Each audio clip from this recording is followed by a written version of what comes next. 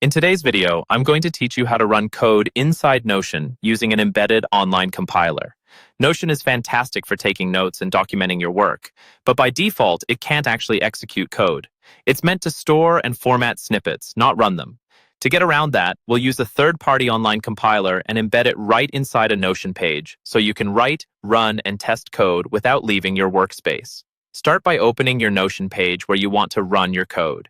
In this example, we're using a page called Running Codes, but you can follow along with any page in your own workspace.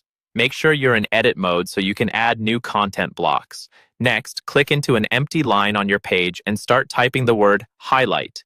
As you type, Notion will show you a list of quick actions and block types that match what you're entering.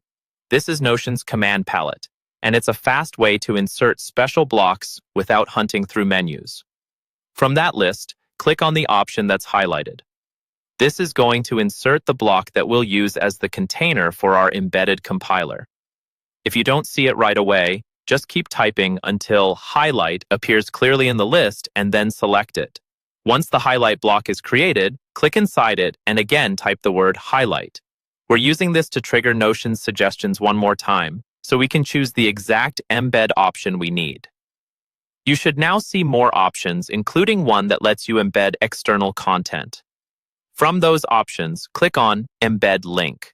This tells Notion that you want to bring in content from another website. At this point, you should see a field where you can paste a URL. Now go to your preferred online compiler in your browser, copy the share or embed link they provide for your code environment, and come back to Notion.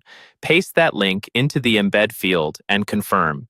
Notion will load the external compiler right inside your page. Once it finishes loading, click into the embedded area and you should see a sample code file.